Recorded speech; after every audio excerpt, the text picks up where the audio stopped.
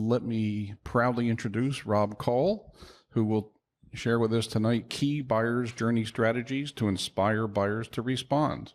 Rob, take it away. So I've worn a lot of different hats. I've had a company. Speak into the microphone, please. I've had a company that I started in 1978 named Future Health, and it's done all different kinds of things. Right now, it's kind of a shell for managing online product processes and projects that I do. And that has included software development for the biomedical field, content management software, conferences on the brain, on story, and on positive psychology. And I more recently have a blog that has reached anywhere from 100,000 to 800,000 unique visitors a month. Let's see. I meant to ask you, Rob, do you want questions during the presentation, or do you want to wait till the end? Let's kind of clump them. Wait till the end? Or after certain sections, okay? So I have a blog, opednews.com, which reaches usually 100 to 800,000 unique visitors a month.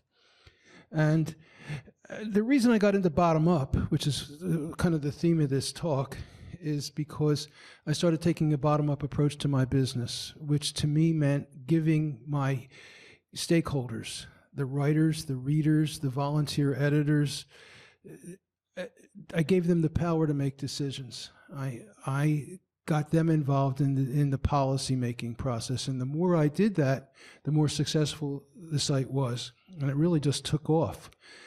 And I actually shifted from running conferences to running the blog as my way of making a living.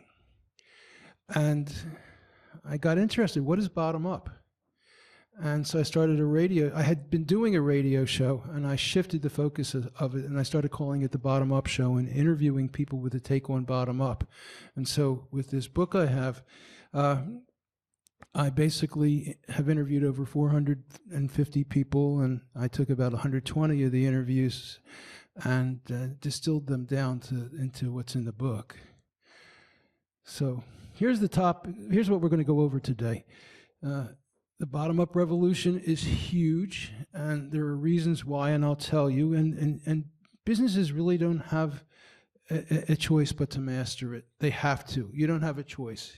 We live in a bottom-up world, and you need to understand it. And I'm going to get into examples of good and bad buyer's journey websites, a brief overview of bottom-up and why you need to understand it. I'm going to get into the mythic hero's journey and how it relates to the buyer's journey. How many of you are familiar with the hero's journey?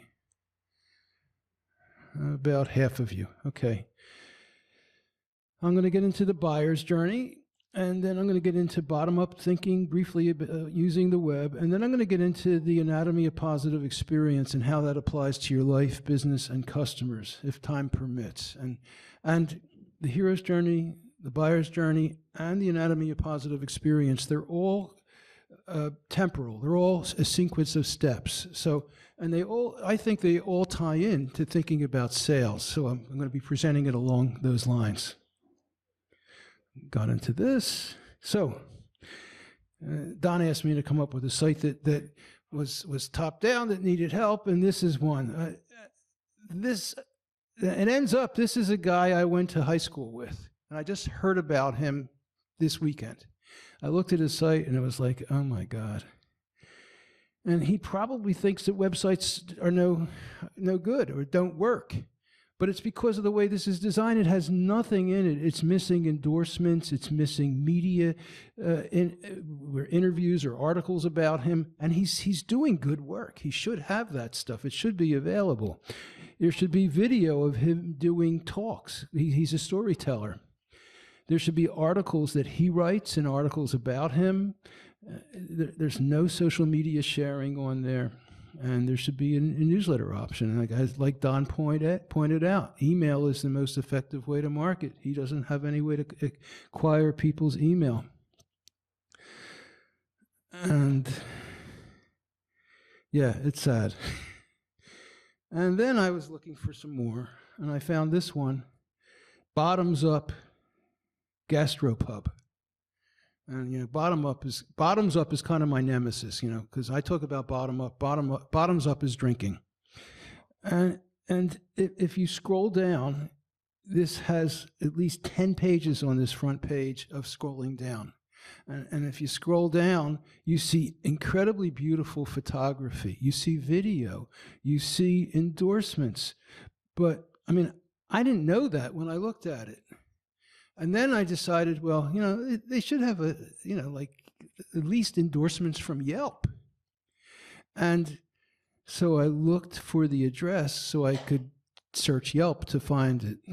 And I scrolled down and down and down. I went to the contact page. There was no address there. And down. And then finally, I got to the bottom, and it was like there was some good stuff there. But, a big part of making a website work is what to decide is above the fold. And they really blew it on this one. There's so much missing. And the navigation bar should have some of those key pieces so that people can go right to them easily. Navigation bar is really an important piece of a website. You can have stuff down lower, but you need to have it so that you can get there quickly. And when I got to Yelp, the place was closed. Now I thought, well, maybe the time of day it's closed, but no. Users have reported that this place is no longer operating. So now here's a good one. Talkify, it's a dating site. Not exactly your regular dating site. And it's pretty well designed. What makes it well designed? So I took pieces of it so you could see them easier. There's a lot of information and content, how it works, an FAQ, stories. I believe, I ran a conference on stories. I think stories are a huge part of who we are. Stories are the way that you connect to each other. I really believe that our brains evolved to process stories. So we hear stories and we respond to stories in a very different way, and it's a very powerful way. It has a blog. It has a lot of content where people can find it and go to it and rely on it. And that, I think, is essential. And I'll be getting into that more. It's got a way to get started right away. And this is a website for people who don't want to go to a single site. This is where people get matched up by matchmakers. So basically, there are people who don't want to deal with a lot of web stuff. They don't want to go through a lot of time on the web, so they give a phone number. And that makes sense because they're averse to doing a lot of tech stuff. But for those who want to, they can get started for free. No fee. And I think that's an important thing too. Again, click to get started. And down, if you scroll down, they have endorsements with faces. I think endorsements are a key bottom-up way of thinking. But bottom up, and I'm going to get into it in a minute what bottom up is, but bottom up is all about trust. It's all about getting information from other people. And they show their earned media, which is an important piece too. So, bottom up. In the far north, in Canada, in Nunavut, the people there have to have 50 words for snow because they need them to survive and to thrive. I think you need new bottom-up eyes for today's world, and you need to understand it a lot better than most people do, because my experience is hardly anybody really knows what bottom-up is, even people who talk about it. So what is bottom-up? It's the biggest trend in humanity's existence. I would say in the history of, but it's not history. Bottom-up is the way humans evolved to be over literally millions of years. And if you include mammalian evolution, which has a lot of elements in it that make us bottom-up, it goes back 200 million years. Bottom-up is a revolution that's produced trillions in new business, creating and destroying industries and jobs, changing power, diplomacy, marketing, business, relationships, arts, and media. But what is it? It's a way of seeing, relating, being, and doing, which doesn't tell you anything, really. I'm going to get there. It's the way humans existed and related before there was civilization. So how did they relate? They lived in small hunter-gatherer bands. And that means they lived 30 to 80 people, all taking care of each other, all helping each other, having to be incredibly, exquisitely aware of what their behaviors would do to the other people they lived with and to the nature that they depended on. Native Americans have a similar concept of 7 generations, where they have to decide how their action will affect the next 7 generations. Bottom-up is a kind of a filter through which we see the world. Now, if you see it through a self-centered view, it's like, well, what is this going to do for me? But it's like, what was Kennedy's line? Ask not what your country can do for you, but what you can do for your country. It's about how you think about everybody else around you. Now, you talk about a supply chain, and I was thinking, I think in bottom-up terms about an ecosystem. And an ecosystem has stakeholders, and it's all the possible people, it's nature, it's the community, it's employees, it's customers, it's managers, it's investors, it's suppliers. That's the whole ecosystems are an important concept, I think, for bottom-up. Civilization came along, and it repressed bottom-up. It was more top-down. It brought centralization and domination and slavery and hierarchy. And we have literally hundreds of genes that are bottom-up genes. And they're mostly related to connecting with other people. It's our empathy, our compassion, the way we see the world. It's soft stuff, but try to be happy without it. And try to build a community. Try to be in a loving relationship without it. It's, I think, the most valuable part of who we are. It's the kind of stuff that you value when you're on your deathbed that you did, not what you didn't do. This is such a big deal, the bottom-up revolution, because smartphones and the internet have catalyzed a return to bottom-up.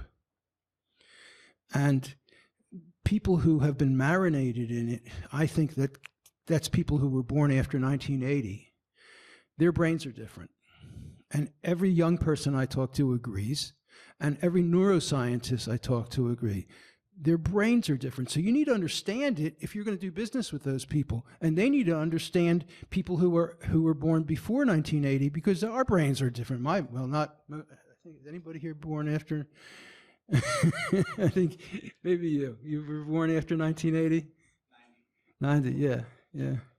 So there's a long list, and I give you a handout. Your handout has an extended version of this with all the different kinds of aspects of bottom-up.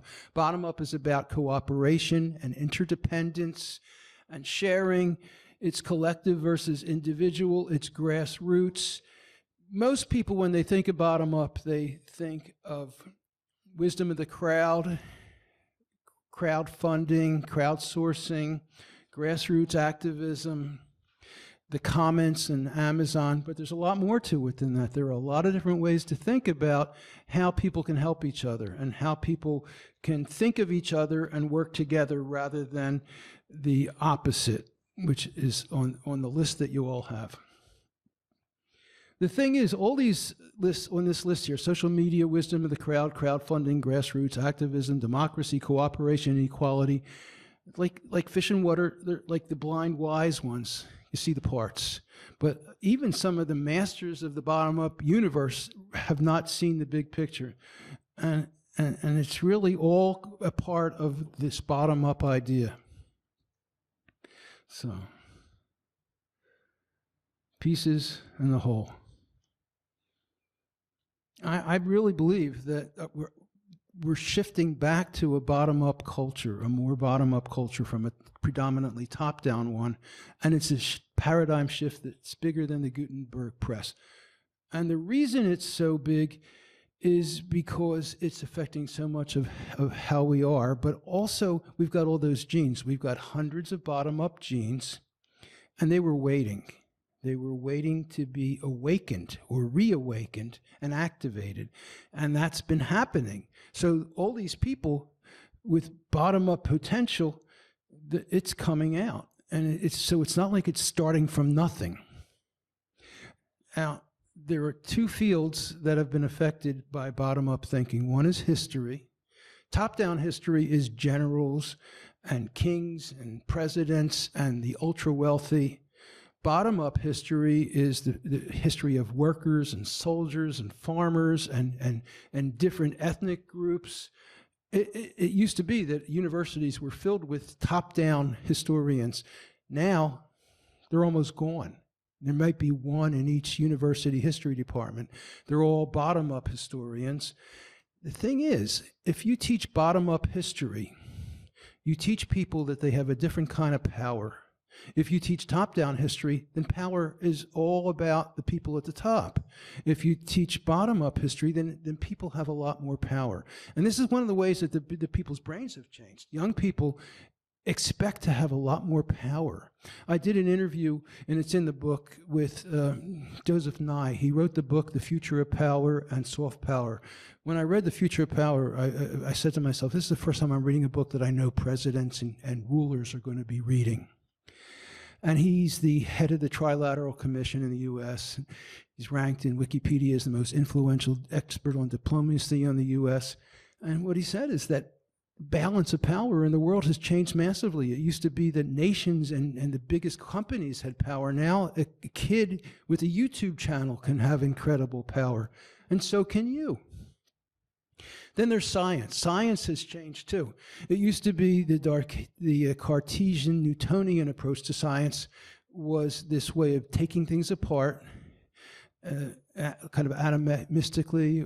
Everything was a machine, and that worked for an awful lot of stuff, but it didn't work for quantum physics, it didn't work for subatomic particle physics, and it didn't work for complex ecosystems. So they had to come up with a new model or systems view of life, chaos theory, nonlinear dynamic theory. A lot of technical terms, but the big difference is instead of looking at parts and counting things, you look at patterns and you look at relationships. Patterns and relationships, and that's really important where we're going to go with this. Okay, and so one of the big influences that helped change my thinking, well, actually all three of these books were. Darshan Narvaez won the William James Award for the best book on psychology by the American Psychological Association when this came out. And I got a review copy of it. I get review copies 5 or 10 a week. And I sat on this one for at least 6 months because the title is kind of daunting. But then she sent me an article that I was on a listserv with her. She sent me an article, it blew my mind. And this basically led me to the understanding about how we are all bottom up and how we evolved to be bottom up. And she's got 1,500 references to the science of it. Amazing book. And so, again, civilization changed things so that we no longer we're bottom up. But like the phoenix rising from the ashes, bottom up has returned and it's back. And it's back like crazy. So, again, people born after, I said 1985. I've changed it since then. It's 1980. I should have fixed that. Now we're going to get into the hero's journey and the buyer's journey, and the buyer's or customer's journey. There are actually 3 different names that are given for it. Yeah, Joseph Campbell. Joseph Campbell wrote the book Hero with 1,000 Faces. For those of you who are not familiar with it, it's been ranked one of the 100 most influential books of the 20th century. So the buyer's journey, it's actually described as the buyer's journey, the customer's journey, the consumer's journey. It's sometimes described as having 3 or 5 or 4 or 5 or 6 stages, and so I'm listing the different stages here briefly, and then I'm going to get into more detail after I go into the hero's journey. There's the awareness of the problem or the need. Hey, I need to get new windows, or boy, it would be nice to have a new house. Then there's consideration, evaluation, research, and solutions, and they make the purchase. And then it's usage and retention and service, and then repurchase, and then advocacy, loyalty, and evangelization. And I'm going to go into each of these in detail after I cover the hero's journey. The reason I'm talking about the hero's journey is the hero's journey is a part of our culture. It's huge. Every single movie, except for very rare experimental ones, has a hero's journey pattern to the story. Matter of fact, at one point, movie companies would require that screenwriters have a hero's journey theme in their script. It's a myth, the hero's journey, that's told in almost every culture. And most people, most of you, go through a hero's journey. Some of you had said you're starting new businesses. That's a hero's journey. So what the hero's journey does is it kind of maps out some of the things that happen along the way. I see the hero's journey as the process of going through a change in your life, in a sense being reborn. I see it related to the buyer's journey because buyers, very often, they're going to have to go through the same kind of process in order to make a buying decision. So I'm going to try to tie that together for you as well. And the hero's journey provides a map of the territory of personal change. And for your own lives, it'll help you with that. And I hope you'll be able to also, I'm going to try to apply it to how that applies to buyers as well. And the most essential part of the journey that is bottom up is after you cross the threshold, you start on the journey, you're on the trail. And when you're on that trail, you're meeting new people and you're finding new skills and resources. Meeting new people is about as bottom up as it can get. And that's how you become a new, better, stronger person. So these are the steps of the buyer's journey. You start out in an ordinary world, everything's fine. It's like a customer, I don't need anything. And then something happens, they get a call to adventure, and I'm going to get into the details on these. And that engages them. They get a rejection, they reject the call. I can't do that. Then there are threshold guardians. No, you can't do that. You can't afford that. But there are mentors. Like your website can be be the mentor. If you've got a book, that can be a mentor.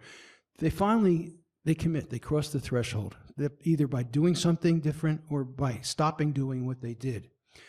Very often, the hero's journey looks like somebody going underwater or underground or into the dark. And Campbell talks about how that's because people are being reborn. It's like going into the womb and coming out afterwards.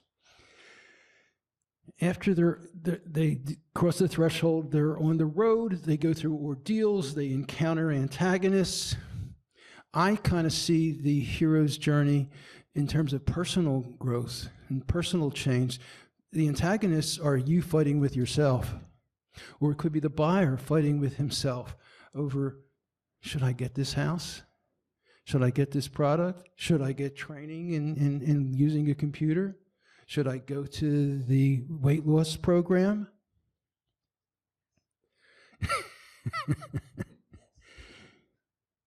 And somewhere along the journey, there's a party, usually. I'm going to get into it. I like to use the Star Wars movie theater story. How many of you don't know the Star Wars story? Don't know it? Don't know. Everybody knows. Good, yeah. So, I'm blocking on his name. I keep thinking Skywalker. Who was the guy who wrote the Star Wars? George Lucas. George Lucas. He worked directly face-to-face with Joseph Campbell, the guy who came up with this model, in designing the Star Wars movie series. And so it perfectly fits in there. As you go through the journey, you have to develop new resources, new allies. You get challenged by more challenging ordeals. You have to reassess who you are because you're being reborn. So you have to redefine yourself, your masculinity, your archetypal femininity, your relationship with your higher power or God. All these things are part of becoming a new person. Then you've got to go through the worst battle. It's where you almost die, and you come out of that, and then it's the road back. And the hero's journey is about finding the magical elixir that can save your world. Now, I'm going to get in, and then you have to be able to straddle both worlds. So now we'll get into a little more details. all these different groups can go through go through heroes' journeys. I'm interested in, I write about specifically in the book about how communities or groups or companies can go through heroes' journeys. It doesn't have to be an individual. Most of the stories that are told are some super person who saves everybody, but it doesn't have to be that way. It can, like you're doing work, I think you're talking about complex sales. And I think there it is a collective hero's journey that you've got to kind of corral to make happen. So you start in the ordinary world, you're comfortable, everything is nice and safe, and then you get a call to adventure. And it's a long list, but there are all these different ways, and I provide the list in your handout, that you can actually be called to change your life, to change your work.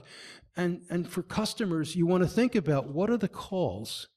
What are the reasons that people are going to decide that they're going to make a decision to go to the next step, which is the research step to learn about the products. But these are all the different reasons that you might find that there are 10 or 20 of them in there that relate to your customers.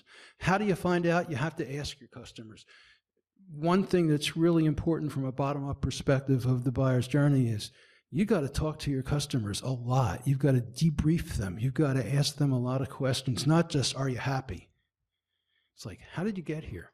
What were your thoughts? What were the issues that I didn't answer? What did you find out elsewhere? You need to ask a lot of questions because the buyer's journey, the buyer is in charge.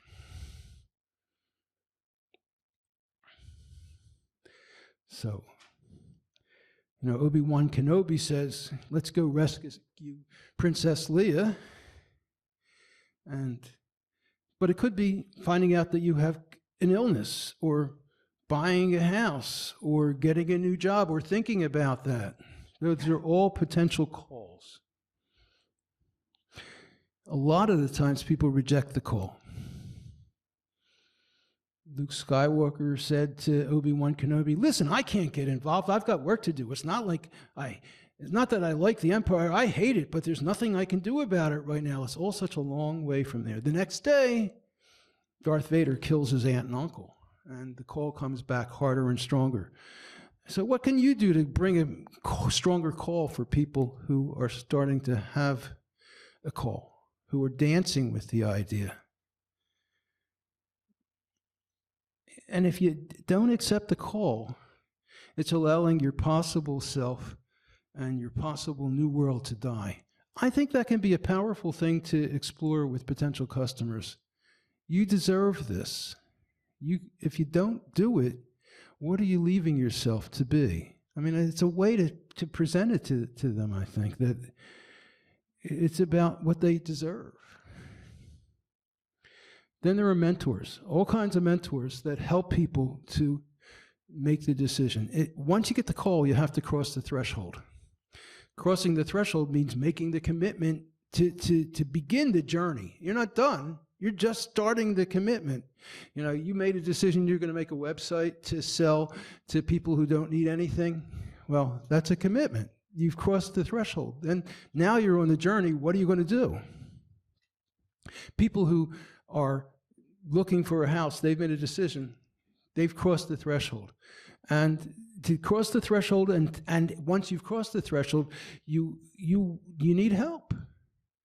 Usually you need help, and there are different kinds of mentors that can do that. It can be a book, it can be a movie, it could be a seller, it can be a community, it can be a faith, all kinds. And you want to try to think about as many kinds as possible that you can include to characterize what you offer as. So you cross the threshold. That's from Lord of the Rings. And there are all kinds of thresholds. Boundaries, rules, taboos, self-image, beliefs, religion, prices, community, lots of different kinds. knowing the thresholds that your customers are going to look at most commonly can help you to help them and mentor them and help them to feel safer crossing and be more willing to cross. So once you cross, then you have to start building your new skills and resources. You need new allies. I don't know if you can see the bottom one. That's from Forrest Gump. Lieutenant Dan and Bubba Gump. Bubba. But it could be a website. And that means this is where you get to be the ally, the resource for the buyer.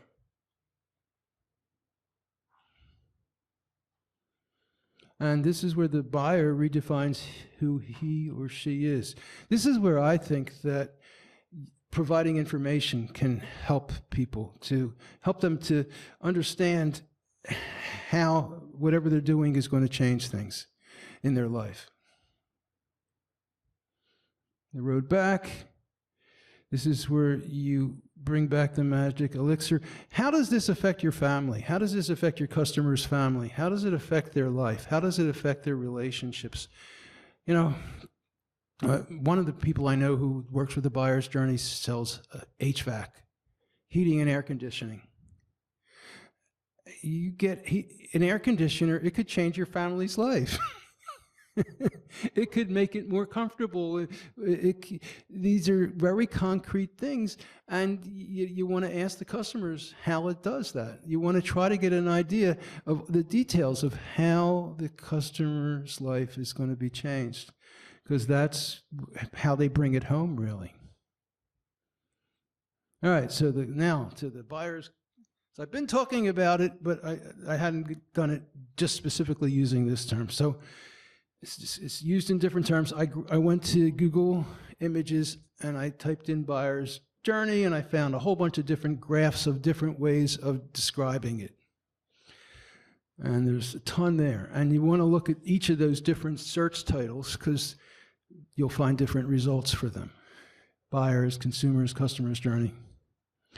In the buyer's journey, the top-down seller is in charge model is not only obsolete, it's offensive to many buyers, especially people born after 1980. They really can get annoyed if you just say, here's our prices, place your order, here's where you fill in the form for our mailing list, fill in your information. That's not the way it's done anymore. It's not a seller's journey, though you may go through a hero's journey to become a bottom-up seller. And this concept is often described as inbound marketing. The customer is in charge. And what your job is to do is to be findable and to be valuable and useful to the customer so that the customer gets to know you, uses the information that you provide, and then decides that they have a relationship with you, and you can build on that in a number of ways that I'll get into. And so that eventually they decide, yeah, I like these people. These are good people. I'm going to trust them, and I'm going to do the business with them. And these are a couple examples of other people's models: awareness, interest, consideration, purchase, post-purchase, and what's that last one? Repurchase. Repurchase? Okay, you got it on the computer, good. And here's another one, similar ideas. So I broke it down, like I showed you before, into these 6 stages, and we'll get into each one. So maybe now's a good time to stop. Any questions, any comments? It's just amazing that the buyer and the seller are on the parallel journeys that are so similar. Then you can really relate to each other. You're going through the same journey in a way. In a way, but I think you've got to serve the buyer. You really do. Yes. Yes. So, with the first stage is awareness of the problem, the development of a need or desire. What are the calls, like the call to adventure, that bring the buyer to awareness of the need? What discourages the buyer from crossing the threshold to seeking the need? What or who helps the buyer to decide that the object of purchase or acquisition is worth pursuing? You see how this ties in with the hero's journey. Can you take steps to awaken a buyer's interest? I'm dealing now with trying to promote my book. I want to get on podcasts, on radio shows, on YouTube channels. And so I've got to do cold calls to media. So I decided that's not the way to do it. What I'm going to do is I'm going to educate them. And I'm going to send them emails with messages that are succinct enough to be in the subject heading that will hopefully get them to open the emails. And I'm going to gradually get them educated so I can turn them into people who are interested and who start looking for that information. I think that's a kind of a way to gently do cold calling that doesn't look for anything other than growing a level of interest. And ways that you can get things started are with PR, direct mail, pay-per-click, print, TV, social media, and email. Then consideration, research, and solutions. This is part one. Save the Cat. Save the Cat. It's a book on screenwriting. And the basic message is that at the beginning of the story, the protagonist should save a cat. Why? Because you like somebody who saves a pet. And you want to be in a story, follow the story of somebody you like.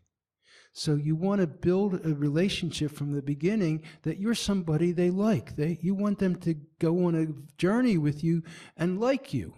So start by doing some things that let them see that you're good guys, that you can be trusted and liked. Research competitors' approaches.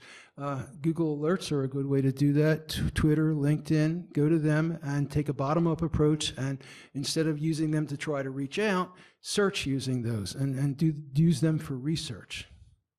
Create a sticky website with useful content so that people keep coming back to it. Create a series of emails. It could be 10 or 20 even. Each one, you can track it. If you use a company like HubSpot, you can track opening of emails, and that can trigger the sending of the next email. And you can have a series of emails that gradually build a customer's awareness, and you'll know when they've seen each email and how much awareness they have.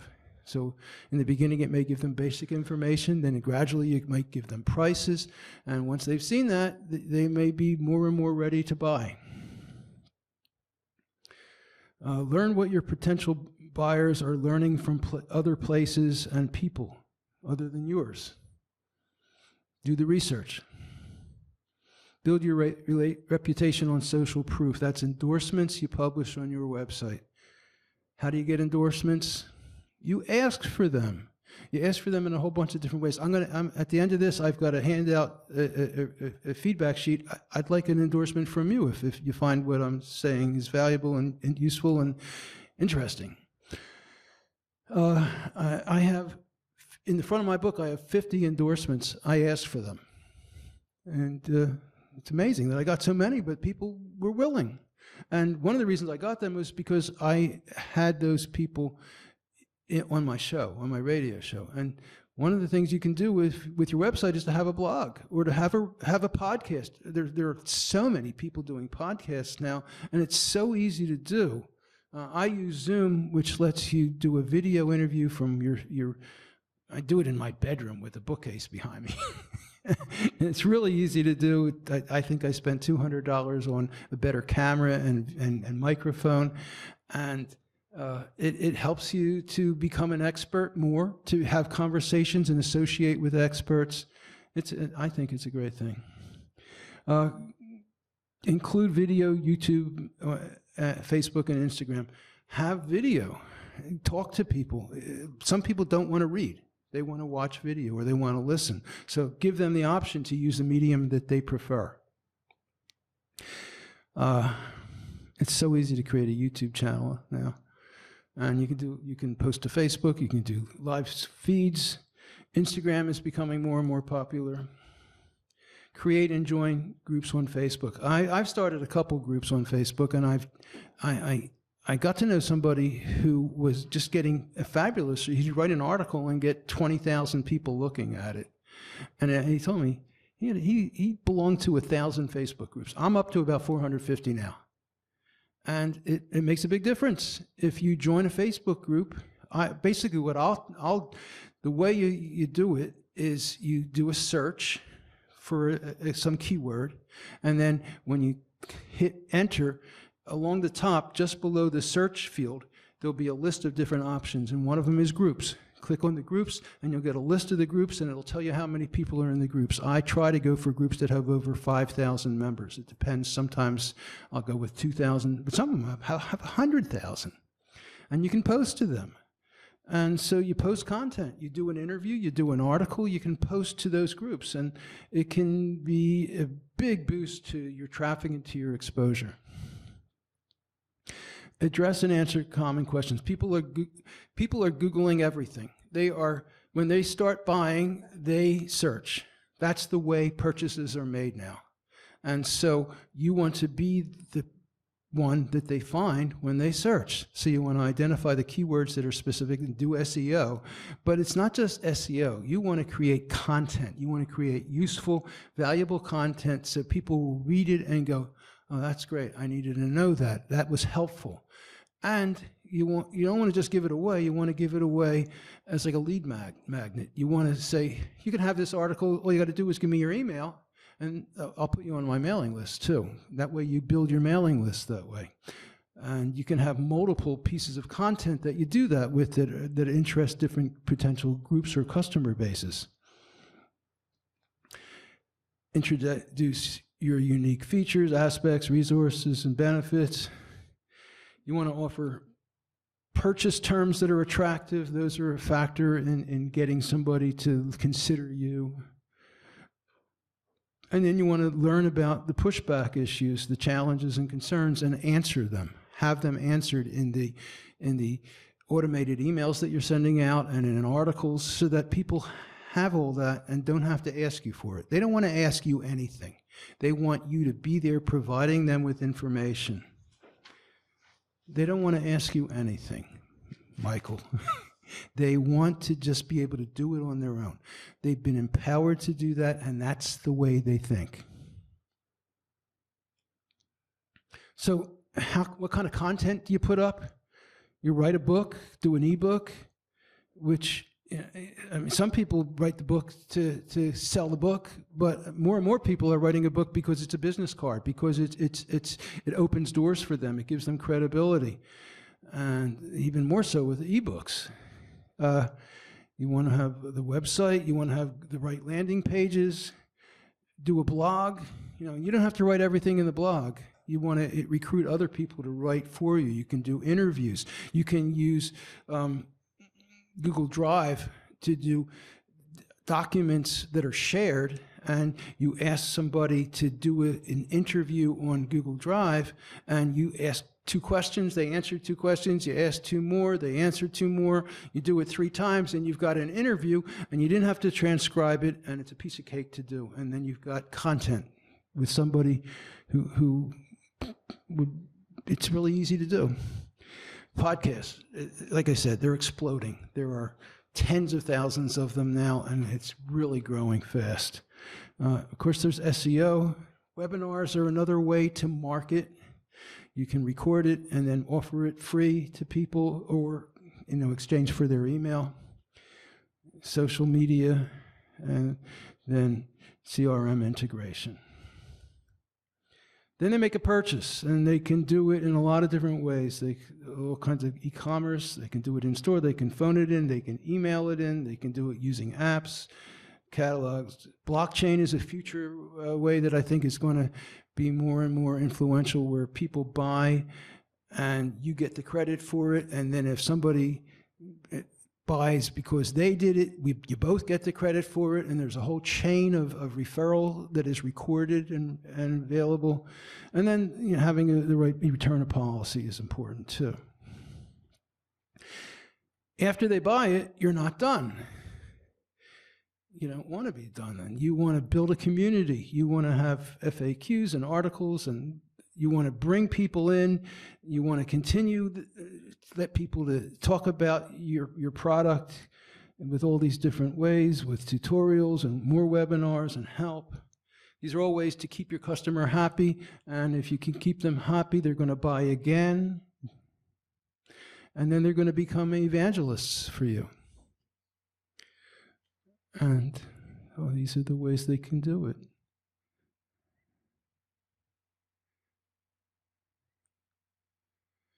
So some strategies. Create Google Alerts for your product categories, for your competition names, for the products. Track hashtags on Twitter, LinkedIn, and Instagram for different categories. Research how your competitors deal with the buyer's journey, how the competitors handle the journey. Learn through research, through asking customers. Ask them. Ask, ask, ask. Don't be shy. I have my blog is nonprofit, and when I started, I would ask once every 3 months for a donation. Now, if you click on a link to do something, you're going to get asked either for a donation or to become a paying member. So it's routinely part of the interaction, and there are pop-up light boxes that ask for donations. You have to get comfortable with asking a lot more.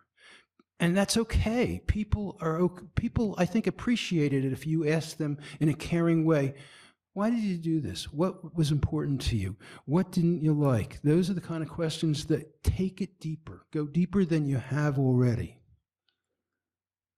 Okay. So, buyer's journey, done that section. Any questions, comments? Yeah. You mentioned something about categories in the previous slide, categories, and something about competition. Can you expand on that, please? Where were you seeing that?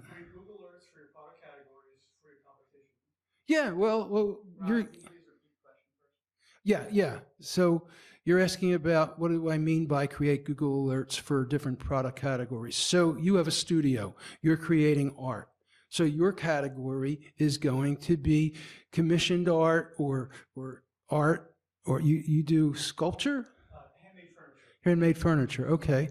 So you're going to want to have Google Alerts for handmade furniture. You're going to want to look at who are your competitors who are doing well, and you want to have Google Alerts for them to see what kind of media they're getting, to see what they're talking about. That's Google Alerts. How many of you here are not using Google Alerts? Google Alerts. Google Alerts are incredibly, I must have 40 or 50 of them that I use. Start with your name. Is it like RSS, really simple syndication? No. Google Alerts, you do a search, and then, or actually the easiest way is just to do a search on Google for Google Alerts, and then you set them up. You set up a search term or a collection of terms. What are you getting alerted about? Well, I mean, I have one for my name, I have one for my company, I have one for writers who I regularly publish, I have bottom up, I have top down, I have different aspects of bottom up and top down that I'm interested in.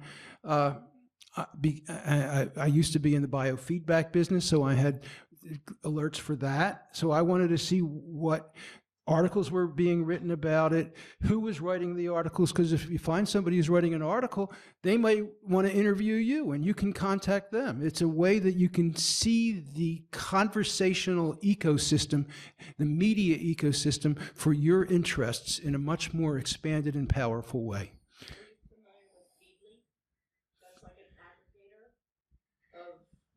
You know, I've heard of it. I brought my notes up here. So you put in the keywords of things you're interested in, and it'll gather all the articles for you. Is that a one-time thing, or is that ongoing? That's the thing with that is you're going to it. The thing with Google Alerts, you get an email on a daily or a weekly or as they happen basis. I usually go with a daily alert. So it's coming to you. It's coming in your email. So what you're saying is you're looking for topics in your interest, so it'll be sent to you as an alert. Yes, exactly. Yeah, and you start with your name, your company name, your products, your competitors' products, and then think about what other search terms are ones that customers are going to use to find you, and then see what Google Alerts send you to see what else is popping up. Because Google Alerts can show you what's in the news, what's on the web, and I find it invaluable. I can't imagine operating without Google Alerts. Are Google Alerts based on keyword trends? No, that's a different thing. They're interesting too, but keyword trends, that's another function on Google, is trends. That shows you over time how a specific search term, how popular it is. When I was researching my book, I found that the term bottom up without the hyphen was really going up much more than the term bottom up with the hyphen. But my editor insisted, oh, that's not the way you do it. So I had to go with what my editor said, but the evidence proved otherwise. And I have I have the graph in the book. So in your example, you might want to set up a Google alert for different purposes. One would be to learn about your competition. So for example, iron forging or iron forgers, right? So anything that gets posted to anything that Google indexes that has the word iron forger or iron forging or what have you. Or iron forged furniture. Right. So whatever words you choose, and you can have as many Google alerts as you want, you will then get notified that day. Well, actually, you can set it up hourly, daily, or weekly of that, whatever gets posted that Google indexes. Another example for you would be decorator shows, right? Home decorator shows. So you might not know of all the decorator shows. I know you know the big ones, but there might be smaller ones in your community, and you'll get a notification that somebody's putting up a little decorator show that you might want to know about. You'll go visit them or maybe set up a booth or what have you. You get the idea? Yeah, for example, I'm press. I'm considered media, so I get a press pass to all kinds of stuff. And so I have a Google alert for conferences for Philadelphia, New York, and Washington, D.C., because I like to go to those places. And I get daily alerts. Now, a lot of them end up being about sports, so I have to kind of filter them out. But it helps. It's helped me to find some conferences that I've attended and will be attending. It can be really valuable, and it takes a little time. I mean, all this stuff takes time. You've got to look at it and see what's there. But I love Google Alerts. Yeah, they're great. Yeah, another example for you, it's just to finish up here, is if a decorator posts an article or something about one of their customers that they've done a nice job on, and they've written a little blog about it or something like that. If you choose the right keyword, you'll get to know about that decorator that you might not have known about. And now you got a good reason to call them, especially if they're in your zip code area, and say, I read your story. I'd like to, let's get together for a coffee or something. It's how you get to meet people, to learn about people, to meet people really easily. And they want to know about you. That's why they're putting the time and energy into getting the stuff on the web. And then, does that make sense? Yes. Clarify, when new content is indexed by Google on the topic that you're searching for, is that what it is? Yeah. Yes. Yeah. And so I used to use, in my previous business, I had about 200 Google alerts for all kinds of technology related to wireless technology. And I would get many, many Google alerts per day. And that's how I would find out about a new company that came into my space that I didn't know about in the technology areas that I was interested in. And that's what we use to search out for new sales prospects. So, for example, you're looking at working with decorators. You might want to research the decorators who are in the area where you want to sell, and get Google alerts on all of them. See what kind of coverage they're getting and what news there is about them, and that might give you the information you need so that you can contact them much more effectively. Now, I'm surprised Lynn hasn't jumped up out of her chair yet and told us about a similar kind of search. Yeah, LinkedIn. What about LinkedIn? On LinkedIn, but Okay, so, I use trends.google.com, but it's always good to compare two words. Let's say project manager versus project management. And it'll tell you what the trends are, and you can get it by locale or just in general and over a month, a week, a year, whatever it may be. But that has absolutely no bearing on LinkedIn. LinkedIn is a database. You have to go with the keywords that are in the database on LinkedIn. You can't go by what is out there in SEO on Google. well, that's not entirely. No, you can set up in the Sales Navigator, you can set up a search, and it will search automatically every day and give you the results. I don't have Sales Navigator. But if you did, You can do a Boolean search in LinkedIn. You can also do a Boolean search for LinkedIn in Google. can you save those Boolean searches? You can in Sales Navigator. You can save certain numbers of searches Okay.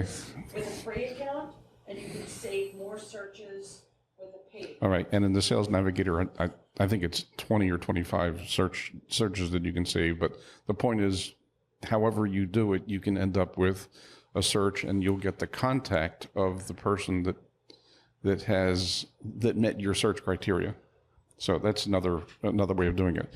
But if what I don't know, and actually you're the perfect person to ask this, if an article gets posted in LinkedIn, does it get indexed by Google and searched? If you do a search in Google, will it pull up a LinkedIn article? I don't know the answer to that question. Or is it completely behind a firewall as far as LinkedIn is concerned? It's not a hard thing to learn, I to know, research. but we have a LinkedIn expert here. I thought you would know. Okay. If it Come back next month with an answer. Google, I don't know all the Google indexing aspects and how it works with LinkedIn. so you never okay, so we'll have to do a Google search on Google searches. So Sorry, Rob. a couple tips on bottom-up thinking online. There's bottom-up search. With you can search to find something, but the other way you can use it is to find out what Google knows. So, for example, I got interested in God and how Google treated God. So I searched on Jesus and Jesus Christ and Muhammad and Buddha, and I did the research on how many of each religion there were people in the world, and it ended up that there were not that many results for Muhammad. It was like way, way down, and I was like, And so I started trying different spellings, and then I found out that there was one spelling that worked. It ends up the Americanized spelling of Muhammad, which I think is Mohamed, is not the way most people in the world spell Muhammad. And using Google, I was able to see the spelling that was most popular. That's a bottom-up way of trying to find out what the best spelling is. It ended up there were like tens of millions of people spelling it the one way and only a couple million spelling it the way that Americans do. So you can use that. You can use that to do research on lots of different topics. Put in a search term, and rather than looking for the result, look for the numbers. Look for how the numbers reflect on things. I'm a pretty good speller. I mean, I'm a writer. I'm a pretty good speller. But every now and then, there's a word I'm not sure about. I'll type in two different ways I think it might go, and I'll go with the one where there are more of them. I like quotations. I'll put in a quotation, and I'll see who said it. Sometimes you don't get an answer. Sometimes you got two different potential authors. I'll go with the one where there are twice as many people who are attributing it to that author. So you can use Google in a kind of a bottom-up way for research. Same thing with social media. You don't have to have any followers on Twitter or Facebook at all to use it for research, to do searches on different hashtags and interests and what have you. That's a bottom-up way to use the wisdom of the crowd and the knowledge that's there. And that can be very powerful. Journalists use Twitter as one of the first places they go because they can do a search and they can start seeing some emerging news that's happening. And it happens faster on Twitter than anywhere else nowadays, and sometimes first on Twitter. What was the name of the captain who landed the plane in Sully? Sully. The first report of that was a tweet. So don't just think about social media as having followers and reaching out to people. It's also a huge tool that you can use to reach people without any followers, just using hashtags or groups on Facebook. These are bottom-up ways to think about doing those things. And go to Facebook and look for the kind of groups that reflect your interests or your business. I would be very surprised if there weren't a batch of ones for real estate for Bucks County or Montgomery County or Philadelphia or wherever. And that's a start. And once you go there, you can find other categories too if you're like in real estate. So now, do we have time for me to talk about positive experience? I can knock it out in 10 minutes. Well, we've been at this for an hour so far. Yeah, so I can stop or I can... So show of hands, how many people want to continue? How many people don't want to continue? All right, go right ahead. Okay, so I got into positive experiences by first learning about heartwarming. Heartwarming is when something touches your heart and you get a warm glow. Not everybody has heartwarming experiences, but it's a huge business. I mean, Hallmark, movies, books, news, it's a sure winner if you can get a heartwarming story in the evening news. But I got into it, and I was fascinated by it, but there was no research on it when I was into it. I got into it in the early 1980s, and there was no internet then, so I went to Psych Index and Index Medicus to look it up. And heartwarming is not exactly a scientific keyword. So there was nothing. So I found stuff on smiling, I found stuff on the big O, orgasm, and I kind of thought of heartwarming as the small o. And I started asking people to write down their positive experiences.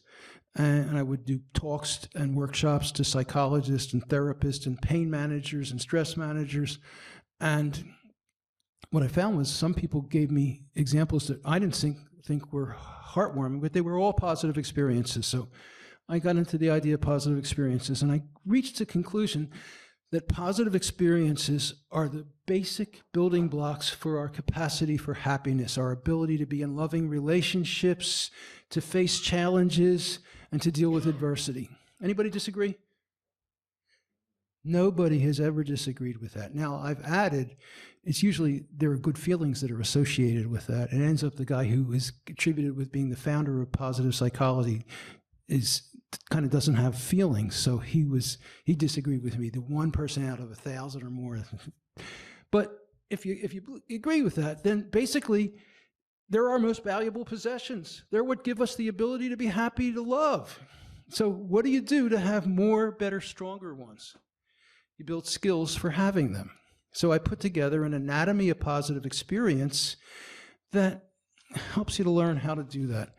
Along the way, I also came up with a positive experience inventory. I call it the Kall Positive Experience Inventory, which you can download at robkall.com/KPEI. You will give me your email for it. And basically, what I tried to put together was the series of steps before, during, and after having a positive experience. You can have more, better, stronger, deeper ones. Now, this fits in with the customer experience, too. You want your customers to have positive experiences. You want your customers to look forward to having positive experiences. You want to think that you are going to help to provide them with the positive experiences. So this is one more way that I think you can think about the customer journey and the customer relationship. So these are the different elements, stages of having a positive experience. Before, you want to be prepared for positive experiences mentally and physically, plan, schedule, research, anticipate positive experiences, then recognize and identify opportunities for them and then initiate them. Then once you're having the positive experience, you want to intensify, prolong it, Then you want to encode it to memory. It ends up that positive experiences are often associated with the release of endorphins, your natural opiates, and endorphins block memory because they originally evolved to help you deal with pain. So you don't remember pain, so it's not that easy to remember them. And this is really the foundation of Facebook's success. The likes, the clicks, the follows, all of that is to enhance the positive experience. Get that serotonin going. Pardon me? To get the serotonin going. Exactly. And that's Yes. really what their stock and trade is. And the final stage in getting with a positive experience is to integrate it into who you are, integrate it into how you filter and see the world, so that you see a world where there are more possibilities and you believe in that world. And that makes it easier for you to love and have more positive experiences and start new businesses. And if you're a customer, to buy stuff that you know is going to make you happy. So the first step, be prepared mentally and physically. Build strong, healthy reflexes, bounce and energy. Get healthy so you'll have maximal energy. The energy you have available determines the opportunities you can embrace. Eat and sleep right, develop a regular fitness habits, including exercises. I like to think you're walking along and you see a friend you haven't seen for 20 years in a car stop at a light, and it's 50 feet in front of you. Do you have the stamina to run up to that car and knock on the window, or you're going to miss that opportunity? It can be that simple. Repetitively identify and affirm your strength, goals, and dreams. If you know what they are, you can reach for them. Develop and seek social stabilizing positive factors in your life. This helps to make you happier to begin with. It makes you more stable. It makes you stronger. Define a clear set of values by which you may live a virtuous, altruistic life with strong self-esteem. This is not about religion. In the book, I talk about how primate researchers have shown that monkeys demonstrate fairness and compassion. It's a part of who we evolved to be. If you practice it, you're going to lead a better life. Be relaxed, learn skills, and meditate. Relaxation just makes it easier for the good feelings to manifest and come up. If you're stressed out and tense, you're not going to have them as much. And tie each of these aspects to being to results of a purchase that your customer makes in terms of the buyer's journey. Schedule positive experiences and plan reactions to unexpected positive opportunities. So don't just plan vacations, but plan them to happen every day. Plan them for every weekend and put them into your life. The small ones are really important and valuable too.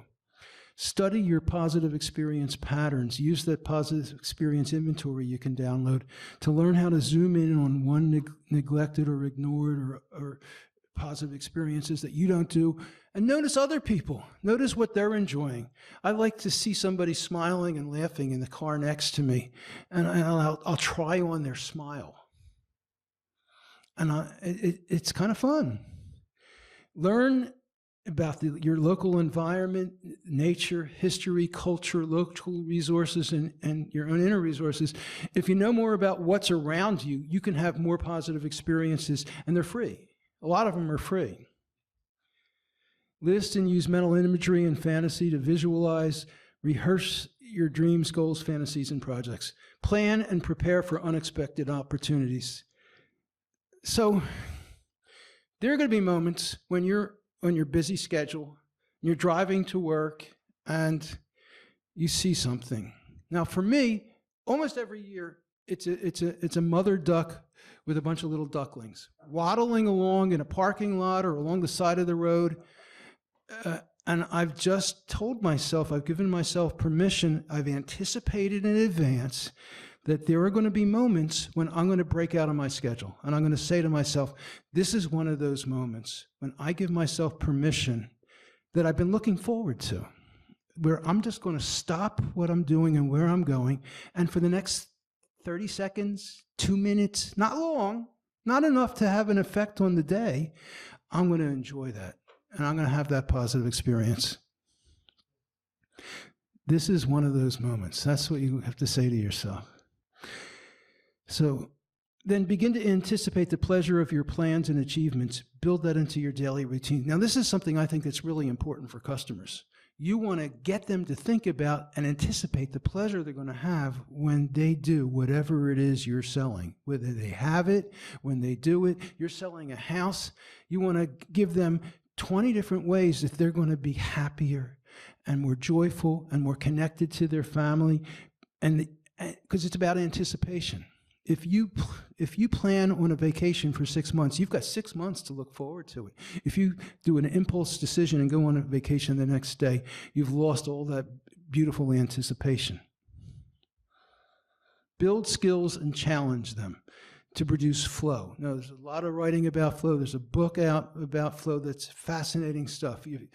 Flow is the state you get into when you're not really thinking that you're working hard. It's really cool, and all of a sudden you've lost an hour. And it's because you were doing something that was challenging and interesting to you, and it is something that you can create. And I've got it in the book. I interviewed the guy who wrote the book in there. And you can do that. Csikszentmihalyi. Mihaly Csikszentmihalyi, yes. Totally unspellable. Now, I first spoke with him, I think, in 1988. Yeah. So, all right, recognize, identify, initiate, and embrace positive experience opportunities.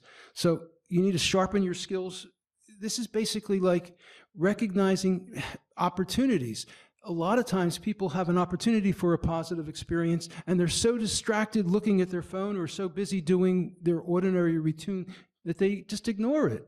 So build your skills for that, then develop a positive attitude that expects to find and seeks out positive experience. I'm going to find them. They're out there. I'm going to see them every day. Yes. Let go. Open your filters wide. Do whole body smiling. I'm going to get into that in a minute. Work hard. Persevere. Luck is what you work your ass off to put yourself in the path of. Give yourself permission to do nothing. Because a lot of times when you're doing nothing, that's when your most important work gets done. Give potential positive experiences a chance. Audition them. Allow some controlled chaos. I learned, and this is in a different part of the book, but there's a chemist won a Nobel Prize for learning that out of chaotic chemical reactions came higher levels of order. That was a gift for me. I must have learned that 30 years ago, but the idea that out of chaos can come higher levels of order, it's a wonderful thing to know when you're in the middle of the maelstrom.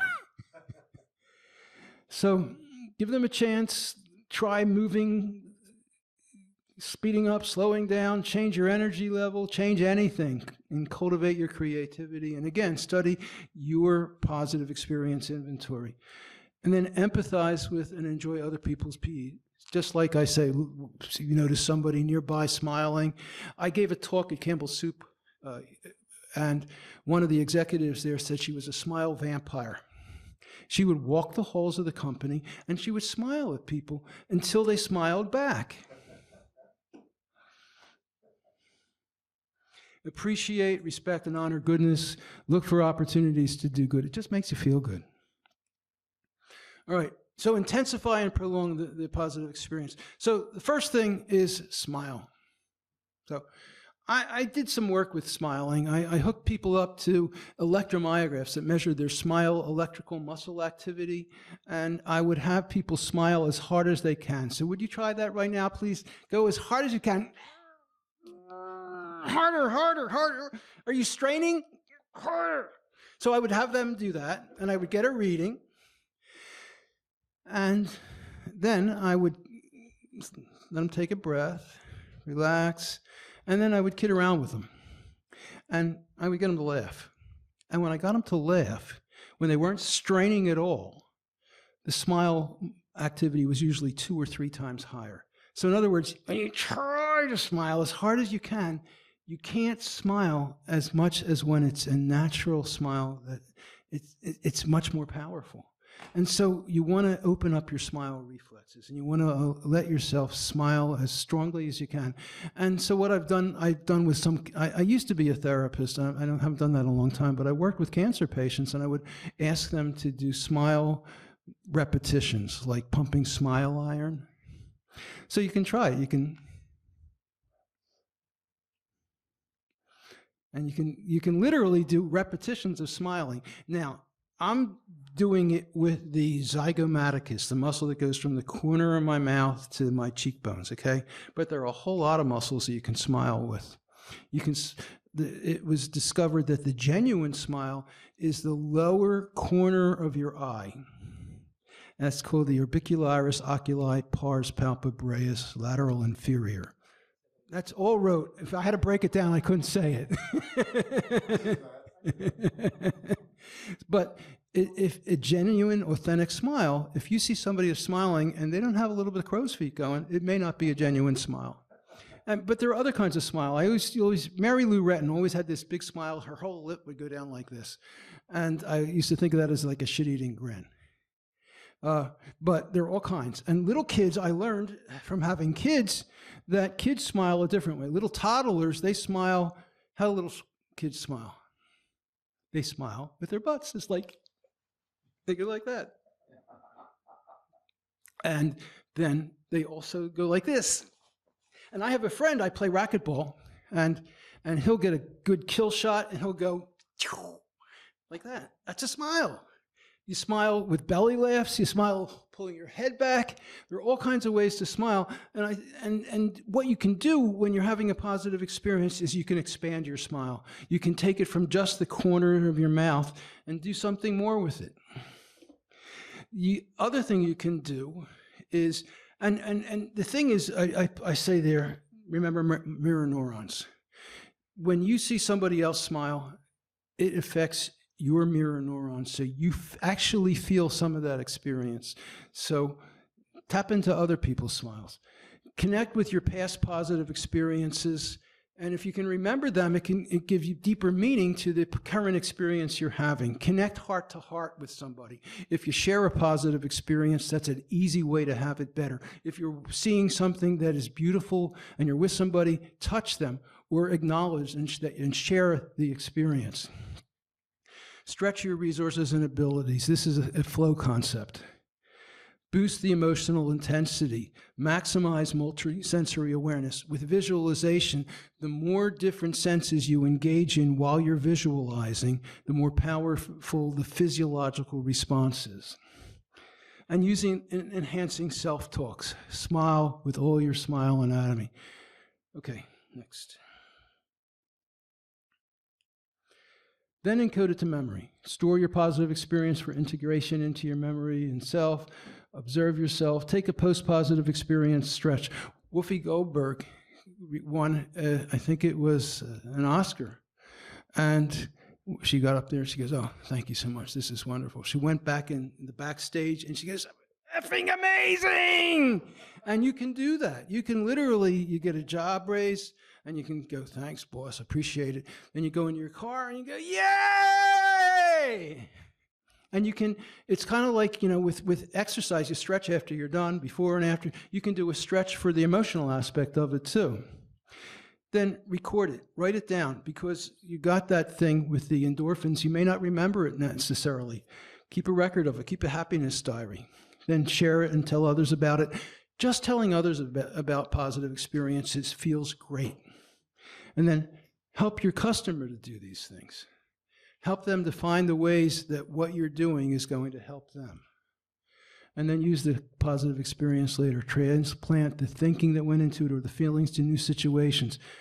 I used to be really nervous giving talks. And then somebody said, "Well, think about that you're talking to your little kid." I had little kids at the time. And you can transfer the emotion from one place to another. Use it as a source of balance. Use mental imagery of past positive moments for rehearsal for future moments. Like, for example, there's a car commercial going, I think at Carvana, and it's saying, "Oh, I'm so ashamed I didn't get the best deal on my car." Well, give your potential customer the idea that when they're done, they're going to have a great feeling and great experience. Thank you. Thank you. So here's what I'm going to say.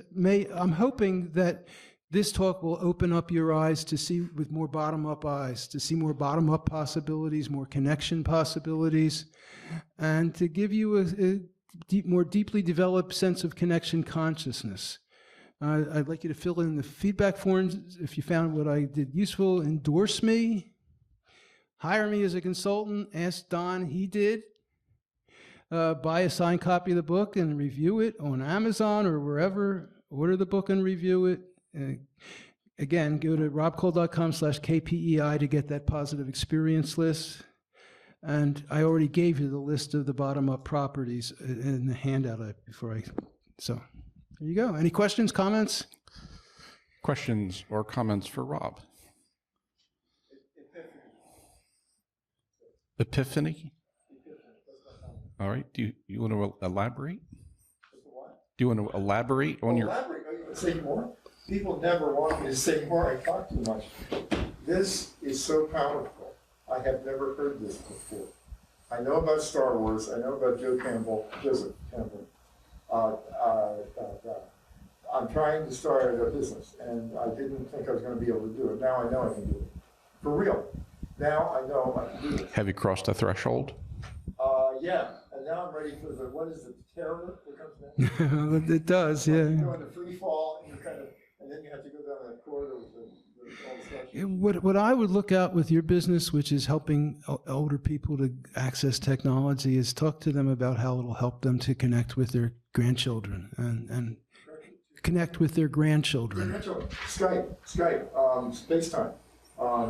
Yes, it's magic for a grandparent. The grandchildren are 3,000 miles away. So, make a package that teaches them how to do that and sets it up for them as part of the package. it exists. Except you need someone to put the nuts and bolts. Yeah, well, that's what I'm saying. Make a package that you give. Thank you so much. Rob, all of my patients are born after 1900%. So Except children as patients, or pre-cognitives, as I call them. they were born, so they're younger than 39. Yes. Okay. I mean, sometimes I'll have older parents or grandparents pay for their younger kids. I'll do family consults for obesity sometimes. But it's, I guess my question is, this is directed at the new world order of bottom up. Well, people have different kinds of brains. They see the world differently. Well, I'm saying applying to people who are older, how would you apply this or make a variation on your recommendation? So I'm not clear what you're asking. How to apply this to older people? Who aren't, as locked into this framework that you defined as essentially younger people. Well, older people tend to be more authoritarian. They want to be told No, what. they're not. They are not. They are. I mean, I did some polling a little more than 10 years ago. I actually had an opportunity to hire a pollster, and I was interested in biofeedback, and I asked questions about biofeedback.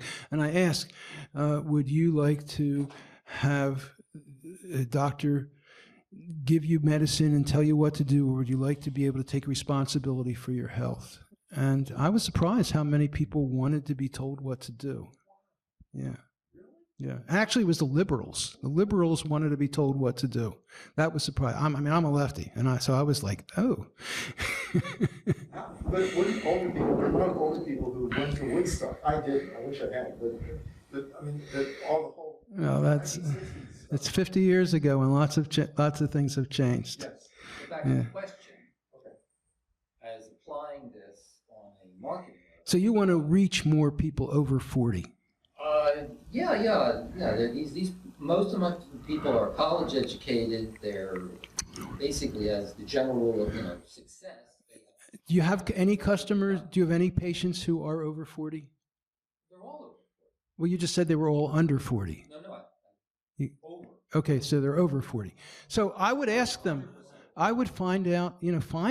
Really get granular and ask a lot of detailed questions of past patients who were successful. Why did you come to me? Why did you stay with me? How has it changed your life?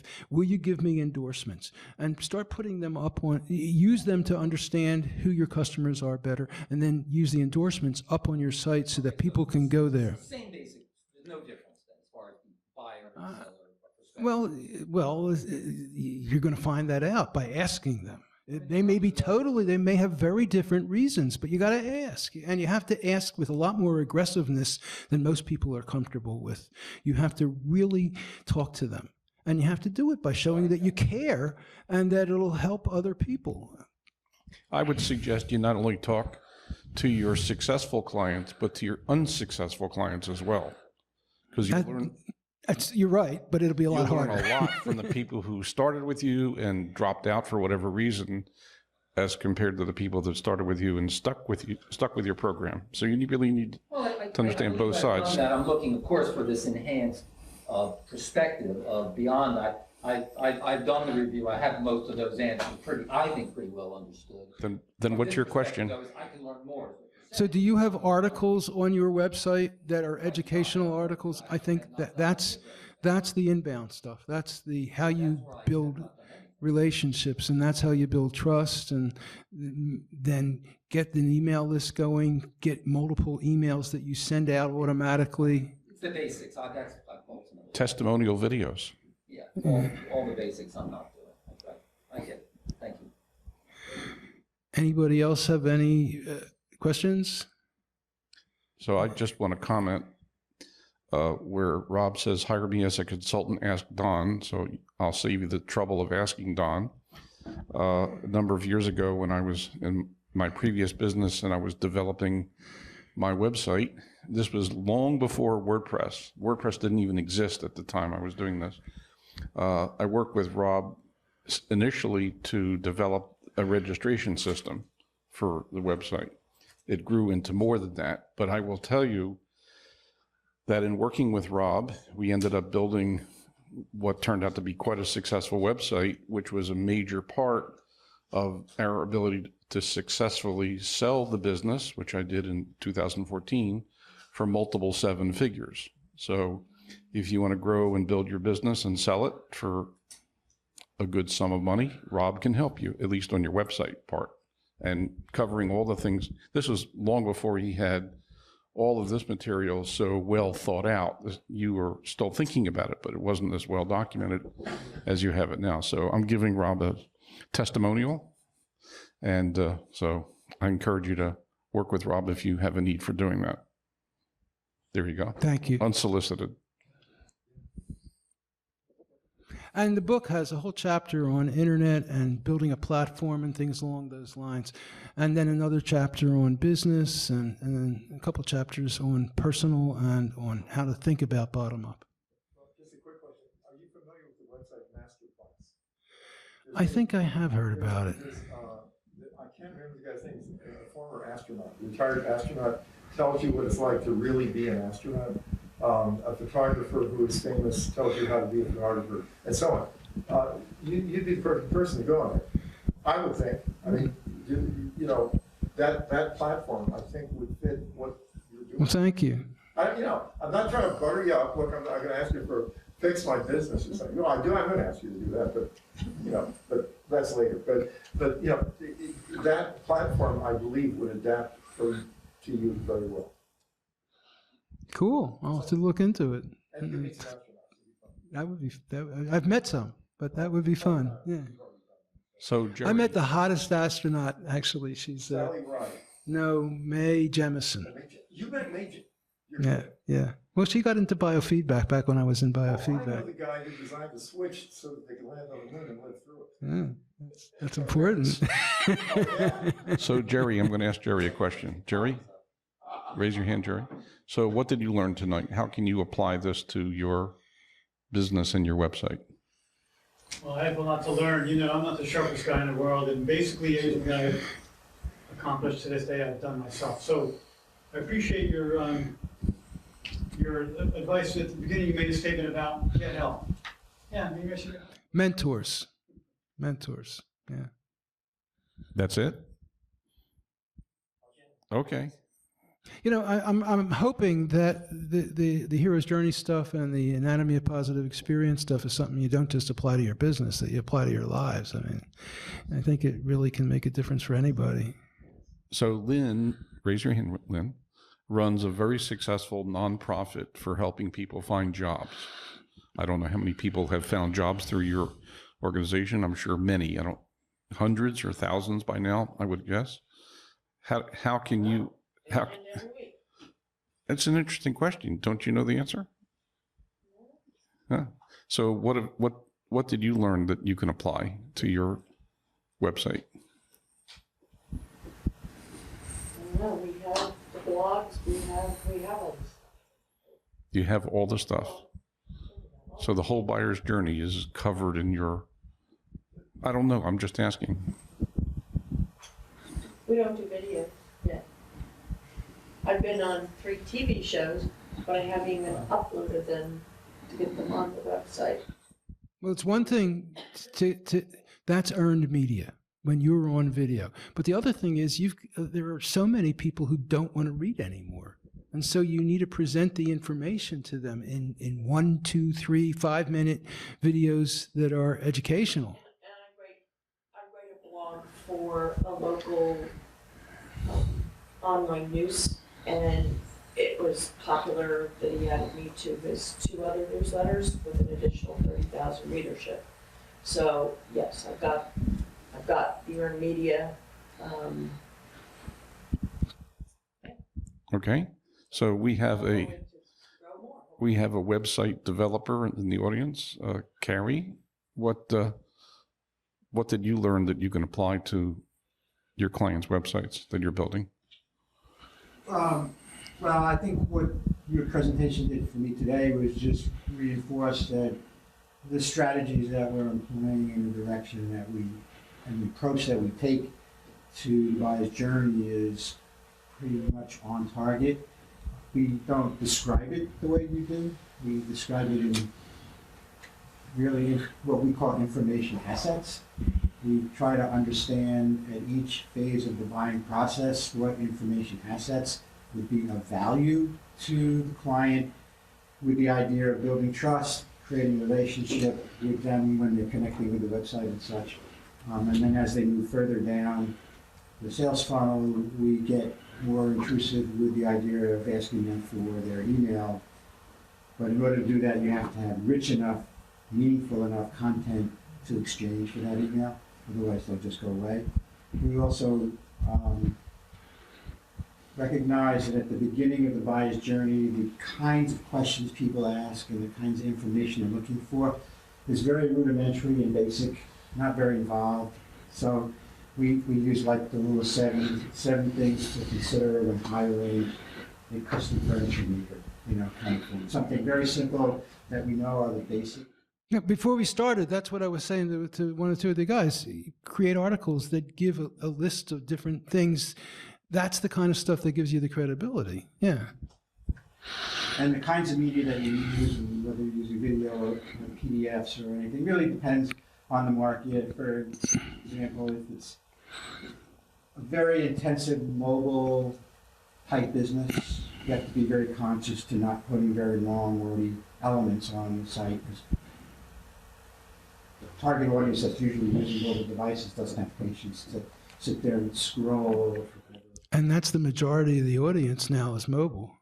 Well, again, depending on what you're selling. Well, really?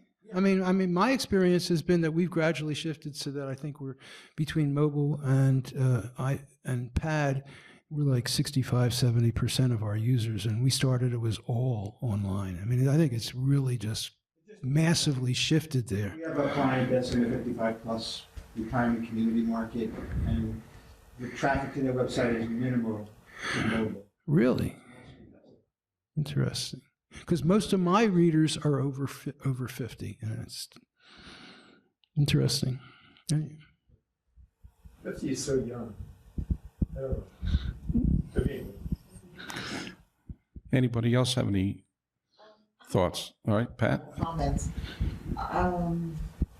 There was a lot of valuable information here to take in, and a couple of things I picked up in particular I'll work backwards. The positive experiences and how to incorporate more of that. And I thought there's a lot of those things I've been doing instinctively. And now that I wonder if I take those steps and consciously be aware of, like, to make a point of bringing it to a positive experience, to meditate on it or write it down or tape it or do whatever I want to. There's so many more things. How much better would my life be overall? This isn't just about business. No. It's about the quality of your life and all your relationships. Because isn't that, in a way, we're in sales with everything we do. Every time we want to try to engage with somebody else, it's, I'd like to convince you to be my friend, or I'd like you to convince you to, join our volunteer group, or I want to do business with you. So really, all of these things seem to be so vital no matter what you do. So then I looked at it, so that's kind of the back piece of it.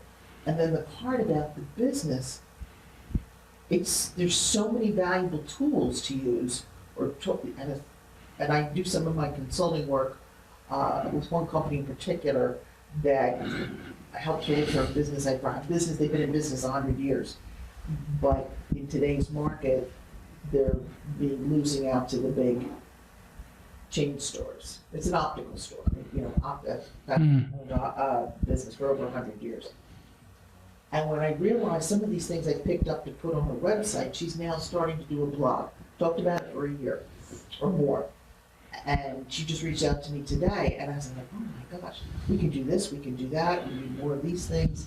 So I'm really looking forward to reading her book and finding out more information, as well as like how do we start. I don't want to say overwhelmed where it scares me and want to run away. I'm just overwhelmed because where do I start?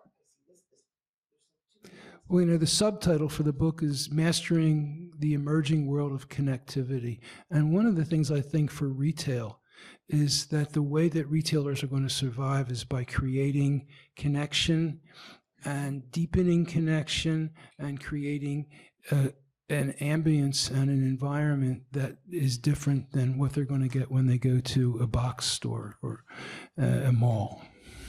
To give you one quick example, they have customers that have gone back to her father owned it, and a few very much older to when her grandfather started it. So, and they keep coming back for the service. And on a personal level, I watched. Oh, I haven't been repeating. Thank you. I was there in her store one day, and it was the very end of the day, and everybody was exhausted. A customer walked in, and she has the ability to make you feel like you're the first customer of the day, her undivided attention, and people come back. And even though they have gone to different doctors for the eye exams, and they want to steer you now to their little private eyeglass department, people don't like it, and her customers keep coming back. But it's hard. What she's got to do, because people are dying off, she needs to start getting more people, younger ones. Buying off the internet isn't always the best. What you just described is how she creates a positive experience by the way she relates to people. But how do we get that message out to more people? Probably with video. Okay. Short videos. And endorsement videos with people who just bought from her, saying, my eyes are twinkling, Oh, that's a great idea. We have a lot of photographs, and we have people who have given written endorsements, but I don't think it's enough. And so there's more to be done there. Yeah, YouTube I would love to see. I used to do a radio show. Now I do every interview as a video interview. I use Zoom to do it. It's so easy.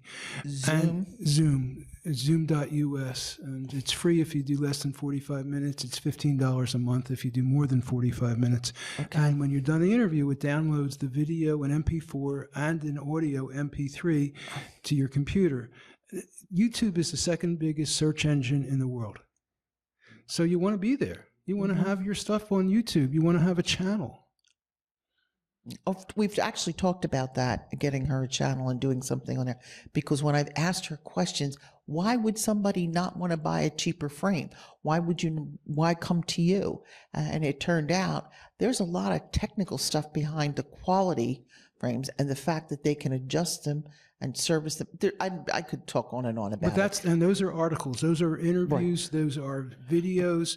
That's the kind of content that you're talking about that makes you valuable, makes you Exactly. trustworthy.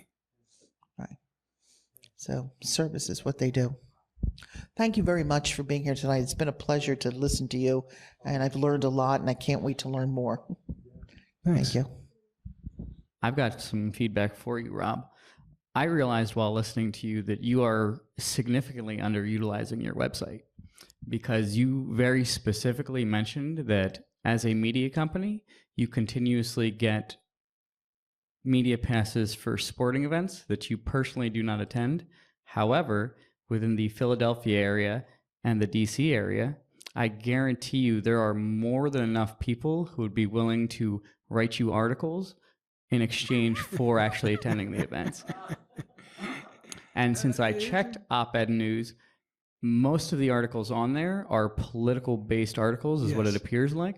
But those people also potentially have interests in sporting events. So if they're coming for sporting events and they see some of your other Well, articles, keep in mind though that I'm getting Google alerts. I'm not getting offers for press passes for them. I get press passes for some neat stuff, and then you have to write the article. I mean, if you're going to an event, you with a press pass, you need to follow through and show that you're doing what you promise. which is exactly why But you know, it's an interesting concept, and I have to really bat it around. because from like your it. perspective, if you're not interested in attending sporting events, like I could care less about sporting events personally, but if that's something you're interested in, you could also post on your website simply that, hey, Yeah, we I are can- looking for other I can individuals. see doing something like to I write it. need somebody in Philly who will go to cover an event, and I'll get you a press pass. You make a donation. You got it. Yeah, that would be interesting. I hesitate to ask, if it's too long, forget it. Is there already, or could there exist, some kind of artificial intelligence aggregator that would take Google alerts and put them into a hierarchy, like an order? What am I most interested in? What am I next most interested in? What If you find it, tell me. It sounds like a neat idea. are there things related to this thing that I said I was interested in? This is the most important thing in the world to me, but this thing's related to that, but it isn't the same thing. So there's this AI engine. Well, Google, when you do a search on Google, Google will give you, people also search related terms. Yes. And that It already gives you exists. secondary topics that you can research. I just did it again. I reinvented the wheel. Yep, thank you. Just as a footnote, I did look up while you were talking, Google does index articles that are posted on LinkedIn. So they can show up in the search result. Okay, there you go. That's good news. Thank you.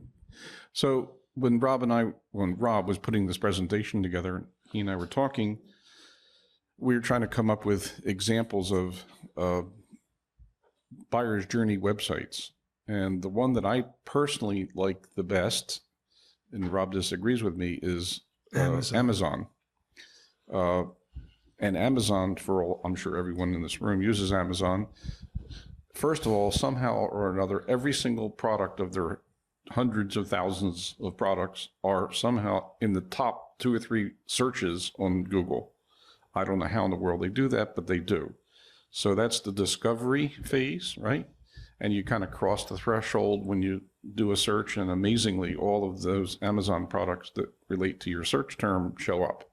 And then when you get to the page of that product, or not a service, but a product, there's all the reviews, good and bad. I usually read the bad ones first because they're oftentimes they're more honest.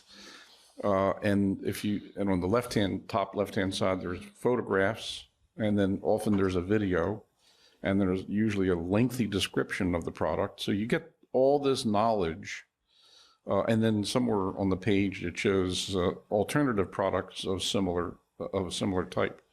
So I personally think Amazon does a wonderful job of helping the buyer go through the journey, and then you can put it into a cart. You can, there's all kind, I don't The remember challenge all the is thing. how do small businesses compete with Amazon? I don't have And the that's why answer I to that. disagree with you, because what Amazon doesn't do, and where you all have an opportunity, is with content that is more general information, not product specific, but here's what to think about when buying these products. Here are 5 considerations when buying products.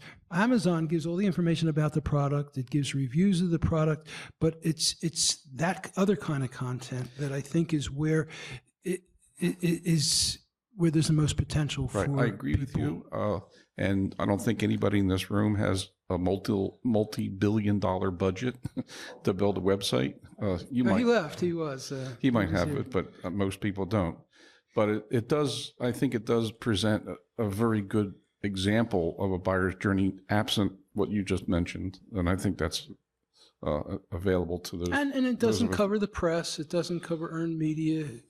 Well, the reviews. That's not media, though. That's not earned media. Well, I don't know. I'd rather have a review than a media article, personally. I'd rather read somebody's personal experience. That's just me. Yeah, I mean, and I have a lot of experience with that. I'm a Vine reviewer. If you want to get a product on Amazon, you need to have reviews for it. How do you get reviews? So Amazon has a program where if you have a product, you can pay to have it included in the Vine program, and then Amazon will send it out to reliable reviewers. You give it to them for free. They get to keep it as long as they do a review of whatever kind. And I've been doing that for about 10 years now. At one point, I was in the top 1,000 reviewers on Amazon. So I get stuff every couple of days. I'll get a little present from them. Last year, I got a Sony 55-inch liquid organic CD display. OLED, right. OLED that sold on Amazon for $3,800, and I got it for free for doing a review that was probably 100 words. So to wrap up, do you want to tell us about your book and that you'll sign it? Oh, yeah. Shameless plug. Copies of the book are available. I'm happy to sign them, and they're $16.95. There you go. Any other questions before we give Rob a great round of applause? Thanks, Rob. Great job tonight. Thank you.